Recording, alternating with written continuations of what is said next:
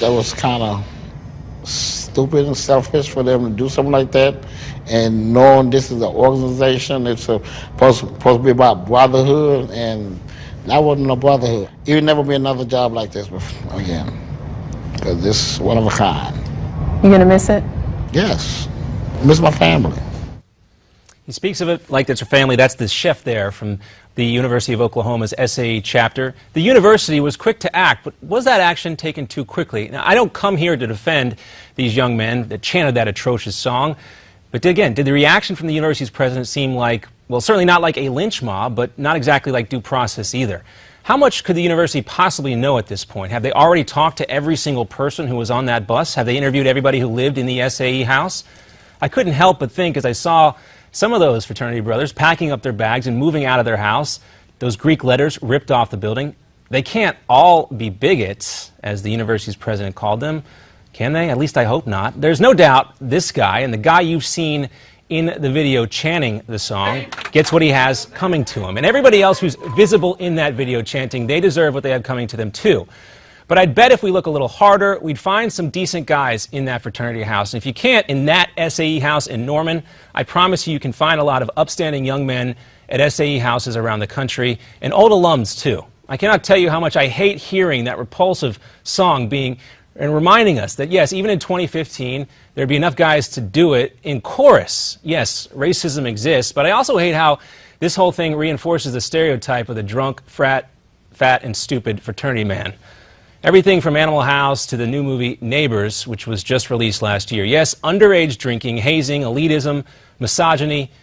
As we can see from that video, racism are all real problems in Greek communities on college campuses from the East Coast to the West Coast. I was in a fraternity. I saw some of these issues, including racism, firsthand, and they need to be addressed by everybody on campuses, from the students to the administration.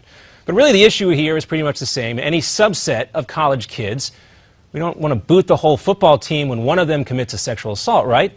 But I have also seen a lot of good during my time in Greek life. Now, according to the USA Today, 85% of Fortune 500 executives were part of Greek life. The first female astronaut was in a sorority, so was the first female senator, and college graduation rates are 20% higher among Greeks than non-Greeks. The first three things that my older fraternity members taught me were about fairness, decency, and good manners. I got hazed, and I'll admit that, but only if an older brother saw me not give up my seat to a lady on the bus or not open a door for a female student at the library. My hazing consisted of extra study hours with our scholarship chairman, no pass, no play. Those were the rules. Or gasp, an extra night of phone duty, which meant pulling an all-nighter to make sure someone was always available to be the designated driver. I was also forced to learn the names and hometowns of all my brothers and their family members too. That was like 400 people, and they even made me wear a dress shirt and a tie to our home football games. They made me raise money for the Children's Miracle Network, a nonprofit group that raises funds for children's hospitals and medical research, and that is actually me in the costume on the screen right there. According to a tally done by Newsweek 3 years ago, the fraternity of which I'm proud to call myself a member, Sigma Chi, has raised more than $1.4 million for this charity. They also made me learn about our older brothers, role models like Barry Goldwater, William Fulbright, John Huntsman Sr. I could go on with guys just as amazing that you never heard of. We all know the same secret handshake, and it's pretty cool. Now, this incident at SAE at Oklahoma, it's no doubt ugly. The national fraternity has been very vocal, condemning the actions of just a few.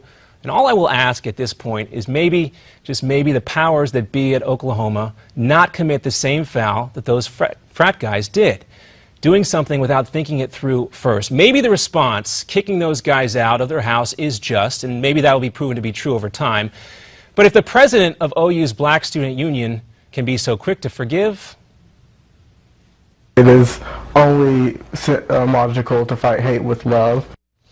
Maybe the rest of us could just take a breath and not prejudge an entire fraternity or an entire Greek community or the entire Greek world by the actions, the very ugly actions, I should say, of just a very few. And now we should mention there have been 2 students expelled from the University of Oklahoma. We know an investigation is pending. Of course, we'll keep you posted as things progress. Stay tuned, because when MidPoint comes back next hour, Madison, Wisconsin, proof that any town can be a Ferguson, Missouri. Is that the case? President Obama goes after Governor Scott Walker, too. That's coming up right after this.